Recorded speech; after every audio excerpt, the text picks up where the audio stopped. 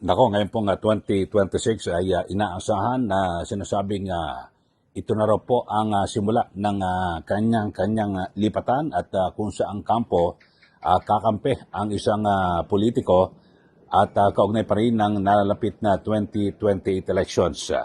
At ayon po mismo kay sa political analyst na si Lester Balmatero ng University of the Philippines at ang sabi niya ay ito hong patuloy na pagbagsak ho ng popularidad, trust at performance rating ni Pangulong Marcos Jr.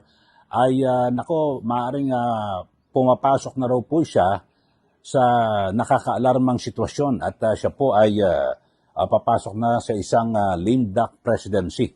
Ibig sabihin ay pag lame duck na po ang isang Pangulo ay wala na ho siyang magagawa at hindi na niya maipupursige yung kanyang mga advokasya na nais niya pong isulong, di po ba, para yung kanyang plataforma ay maipagpatuloy at mabilis na maaprubahan sa pamamagitan ng mga isinasagawa na isinusulong na panukalang batas para maging batas. At ayon po dito kay Professor Balmatero ay napakahirap ng sitwasyon at dapat ho ay talagang kumayod ng gusto o kayod ng gusto ang Marcos Jr. administration para higit na mapaigting at sabihin natin maibsan po yung kawalan po ng tiwala ng ating mga kababayan dito po sa kasalukuyang administrasyon. At base po sa survey ng SWS at maging Pulse Asia ay napakatindi po yung pagbagsak po, pagsadsad ng performance at trust rating ni Pangulong Marcos Jr. At isa po sa pangunahin po, dalawa ho, yung issue po ng kagutuman, yung siyempre mataas po yung presyo ng bilihin at yung matindihong korupsyon na nangyari sa ilalim po ng Marcos Jr. administration. So kapag hindi raw po ito natugunan ng Pangulo ay wala na. Hihirapan na po siya makaahon pa. Panoorin po natin ito hong pahayag ng political analyst mula po sa University of the Philippines, si Professor Lester Baldomero. Panoorin po natin. No? So alarming siya in a sense that baka pwede, kasi mukhang papasok na siya, no? Baka pumasok siya doon sa pagiging lame duck presidency. No? At kapag ka lame duck presidency ka, yung mga panukala, mga batas, mga policies, mga programa na nais mong i-push, posibleng hindi completely magawa. Pangalawa, dahil papasok na rin tayo doon sa election season. Tingin ko this coming year, itong taon na to, 2026, magkakaroon ng alignment ng mga alliances siya, in preparation for the 2028 election. So, alarming siya kung sino man yung magiging endorso ng ating Pangulo. Mukhang matatalo kapag hindi nag-improve yung performance at trust rating ng Pangulo in the coming months. Paano naman kaya siya makakabawi, Prof?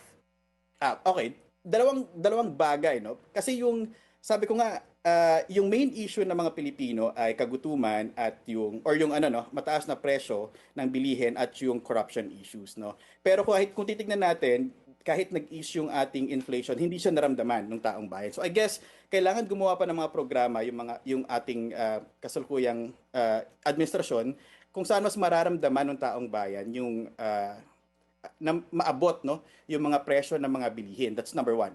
Number two, yung issue ng corruption, malaking issue kasi ito pero tingin ng taong bayan hindi sapat.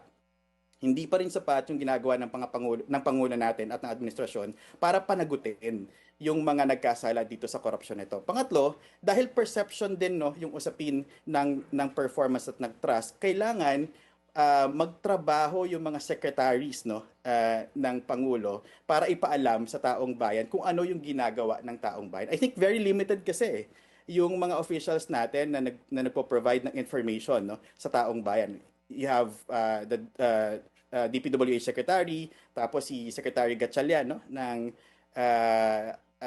DSWD. Oo. Sila pa lang yung medyo active sa social media to communicate kung ano yung ginagawa ng mga departamento nila. So I guess more bukod doon sa kailangan maramdaman ng taong bayan, kailangan yung perception through communication, social media and so on, kailangan ma-deliver din siya sa taong bayan. So, sa palagay po ba ninyo kaya medyo tumaas ang ratings ni VP Sara ay dahil siya lamang ang nakakapagdeklara pa lang ng malamang na intensyong tumakbo bilang Pangulo? Yes, yan yung isang reason. Pero tingin ko kasi, ano naman yung Vice President naman kasi, kadalasan insulated siya doon sa performance ng administration. Because yung Vice President, hindi naman siya part, no, ng government. So lahat ng problema ng taong bayan, say pagkain, kagutuman, mataas na presyo ng bilihin, trabaho, tas ito ay korupsyon, laging mako-connect mo siya doon sa present administration, doon sa presidente. Kaya to some extent insulated yung vice president natin. Tapos yung karamihan pa ng issues ngayon talagang dumediretso, no? Doon sa presidente. Mukhang hindi na masyado na pag-uusapan yung ilang mga issues, corruption issues related to the vice president. Pero tingnan natin, tingin ko this coming February or March, no, mayroong movement, no, para possibly mag-file ulit, no, ng impeachment complaint against VP Sara. At kapag lumabas ang mga testimonya, ang mga ebidensya, baka bumaba ulit. Ano You're po, correct. last question. Ano po ang inyong political outlook sa 2026? Medyo mas magiging magulo, maanghang. Ito ba ang panahon ng pagpili na kung kanino aalyansa ang mga politiko? Tingin ko mangyayari yan ngayon eh. Pero tingin ko mas magdi-deep pa, no, yung ating polarization, yung political polarization this year. Number one, dahil yung mga kakampi ng administrasyon sigurado ay gagawa ng mga aksyon laban sa kay VP Sara. That's number one. Number two, yung realignment, no, ng alliances. Kung yung nakaraang taon may mga ilang pang politiko na hindi sigurado kung saan sila papanig, tingin ko may unti-unti ng mabubuong mga alyansa this year, no? Magiging malinaw na kung nasaan sila nakapanig in preparation for the 2028 election. So, tingin ko mas lalong titindi yung divide sa politika natin this year. Yan po ang pahayag ni Professor Lester Balmatero ng University of the Philippines. At siya po ay sa National College of Public Administration. So yun po ang kanyang binabanggit na talaga namang mukhang nasa alanganin, balag ng alanganin na po itong kalagayan ni Pangulong Marcos Jr. At so sa bagay ngayon ho ay talagang parang wala hong ginagawang tama, no? Base po sa mga nangyayari at mismong ang mamamayan talagang nakikita ho na parang wala ho. Kasi ang sabi, dalawa ho issue eh. Yung issue po ng kahirapan, particular po yung patuloy na pagtaas po ng presyo ng bilihin, paano re-resolvehan ito ng ating Pangulo? Di po ba? At talaga mukhang mahihirapan po siya at siyempre yung kabuhayan, so ngayon ay patuloy na bumabagsak po yung investment.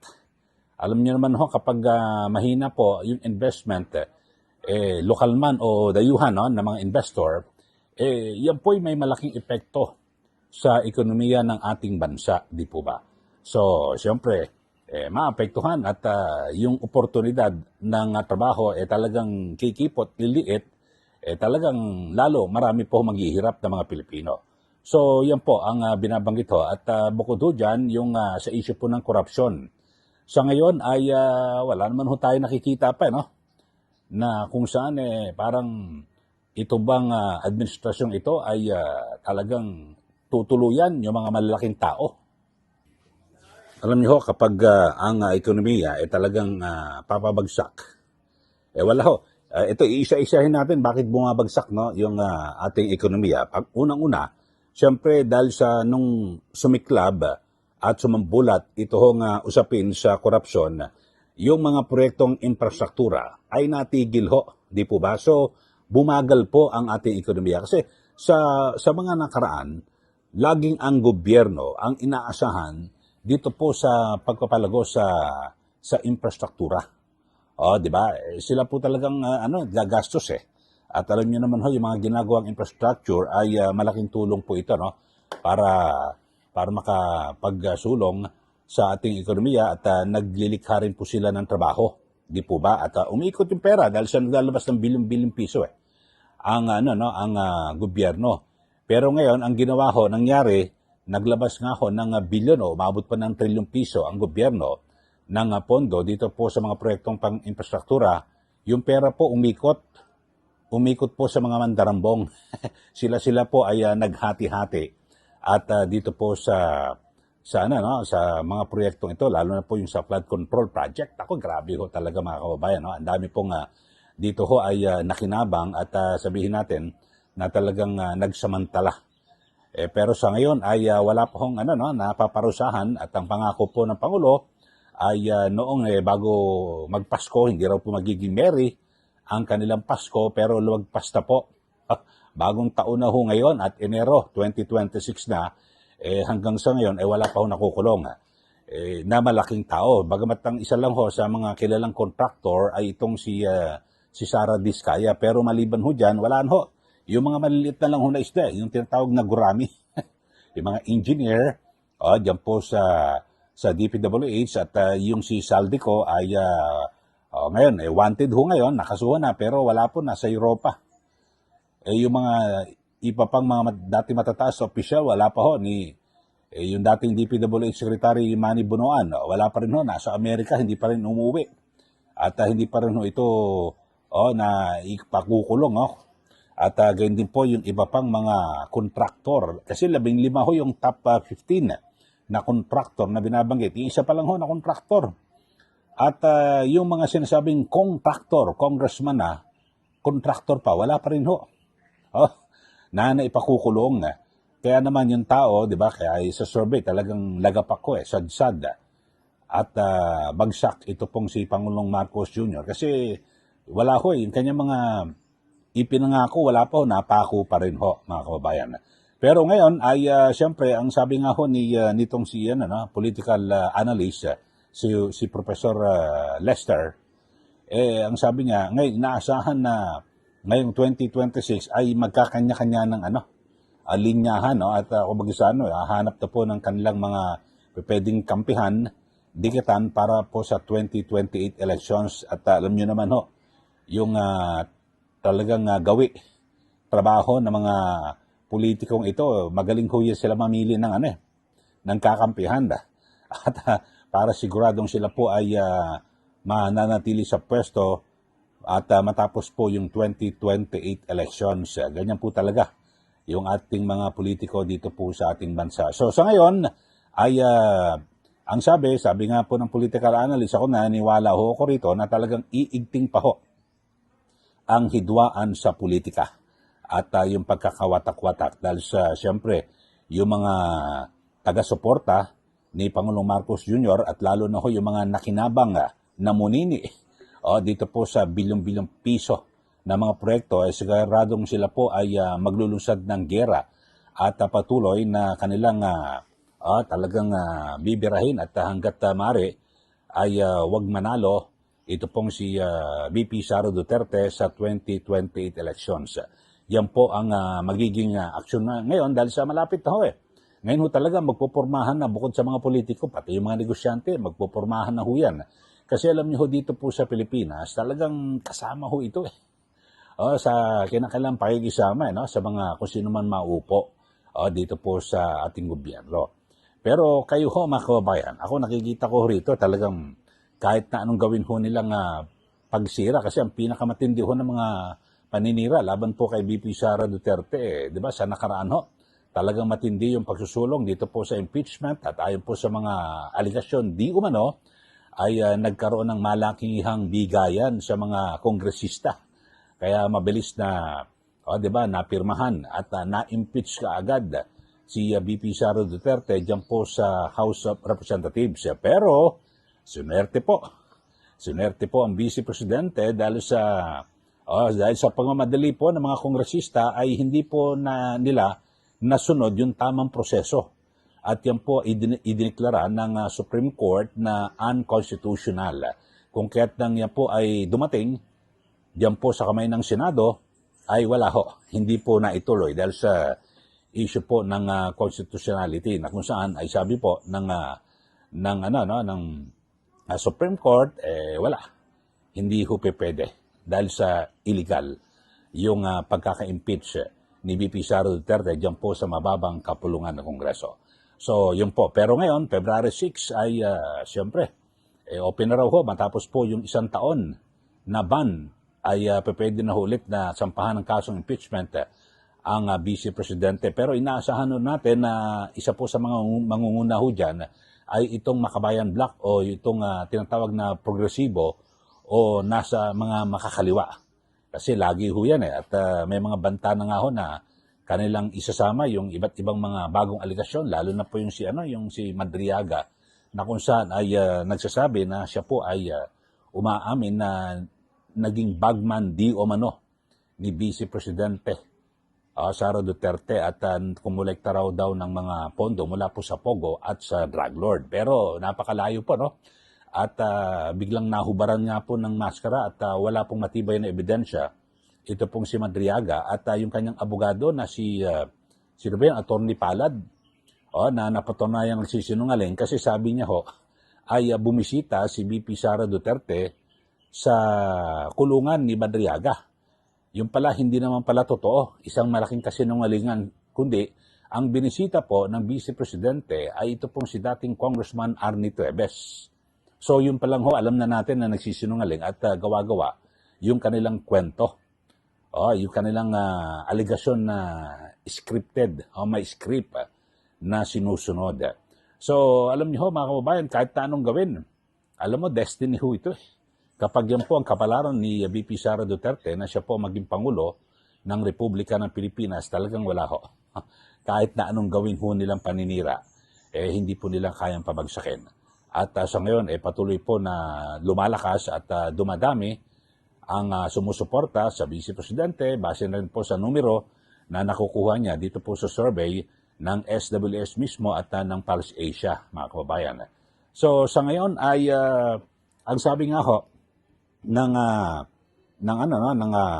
Pulse Asia talagang ito ho, no, yung isa po sa ito kasi yung survey na ito kinumisyon din po ng Stratbase at isinagawa noong December 12 to 15, mga kababayan, ay napagalaman na 38% na mga respondents ang talagang yung gustong-gusto nila na dapat bigyan ng prioridad ng ating gobyerno ni Pangulong Marcos Jr. ay ito hong usapin sa mataas na presyo ng bilihin. Talagang matindi ho, mga kababayan. Yan po talaga ang nireklamo po ng lahat. At bukod dyan, syempre, yung paglilikha ng napakaraming trabaho at yung livelihood opportunities. Yun po, pero sa ngayon, wala ho paano kalilikha ng trabaho at mga oportunidad sa pangkabuhayan? Mahina nga po ang ekonomiya. Bakit po mahina? Dahil dito po sa napakatinding korupsyon. Bakit po matindi ang korupsyon? Tanong natin sa Pangulo, bakit niya pinabayaan? Ano nangyari? Kasi talagang, di ba, mismo yung mga malalapit po sa kanya, siguro kapag siya po yung nakapagpakulong, halimbawa, ang sinasabi, di ba, yung mga tinagurian na nakinabang di umano, bilyon-bilyon piso kasama ho dyan yung kanyang anak, na si Congressman Sandro Marcos at yung kanyang pinsan, na si dating Speaker Martin Romualdez. Sa Ilocos ho, mga kababayan, ay napakarami ho. Ang sinasabi, mismo kinumpirma ni Mayor Magalong nasa mahigit sa 13 billion pesos sa 2025 budget ang nakuha ng distrito ni Congressman Sandro Marcos. At yung kahinala raw doon, yung mga kontraktor. So alam niyo naman, kapag yung kontraktor, parang sila lang, alam na natin. Sila po ang kumita ho rito, di po ba? At bukod kay Congressman Sandro Marcos ay, di ba, sinasabing kumita rin. Ito pong malaki na nakuha na pork barrel o ito hong pondo sa 2025 budget ay ito pong si Congressman Martin Romualdez, dating speaker at pinsan ng Pangulo. So siguro yan, masampon lang ho yung dalawa. Yung kanyang anak at yung kanyang pinsan, nako, siguradong sisirit muli pataas ang trust at performance rating ng Pangulo at maaaring bumalik ho ang tiwala. Ewan lang ho natin kung gagawin ho ito ng Pangulo na maipaprosecute at maipakulong yung kanyang mismong anak at itong kanyang pinsan na si dating Speaker Martin Romualdez. Kayo ano masasabi niyo rito sa ating mga sumusubaybay dito po sa ating channel. At tayo ho ngayon, nandito ho tayo sa Davao City, ito sa Apo Golf and Country Club. Yung background natin, golf course. Kayo ho, ano masasabi niyo ho? Sige po, at magbigay na ho kayo ng komentaryo. At ang sabihin, nasa nakakaalarmang sitwasyon na raw po si Pangulo Marcos Jr. at maaaring pumapasok na ho siya sa lame duck presidency. Yung isang presidente na lame duck na wala na po magagawa at hindi na po ganun kalakas yung kanyang kapangyarihan dahil sa yung mga dati niyang kaalyado nagpepestuhan na po sa mga posibleng manalo sa 2028 presidential elections. At ang sabi nga ho, dalawa lang ho ang pwedeng makasalba sa Pangulo. Mapababa niya yung presyo ng bilihin at maresolban ng tuluyan, talagang matindi ho, ito hong korupsyon sa ating gobyerno. Pero yung sa dalawang yan, kayo ho ba naniniwala kayang resolbahin? Yung korupsyon at yung mataas na presyo ng bilihin, naniniwala ako, mahihirapan ng Pangulo, baka malabo ito. Suntok ho ito sa buwan. Kasi iba po yung sa salita, sinasabi, pero iba ho ang ginagawa Okay ho, sige, magbigay na po na kayo ng comment dito po sa atin. At sa mga bago lang po sa ating channel, huwag niyo po kalimutan na i-like at i-share. Ito po ang ating channel para kayo po laging updated. So, yun po ang ating issue na pinag-uusapan. Lame duck president ng Pangulo. At kailangan makakasalba ho sa kanya, ibaba ang presyo ng bilihin. At matigilan yung korupsyon. Malabo niya magawa yan. Ako sa tingin ko. At marami na rin mapupormahan at iiwanan ng Pangulo at kakampi sa susunod na Pangulo ng Republika ng Pilipinas, yung malakas ho na kandidato. Siyempre, alam naman natin, marami pong oportunista na mga politiko dito po sa ating bansa. Okay, maraming salamat. Muli, ito po si Ka Eli. Magandang araw po sa ating lahat.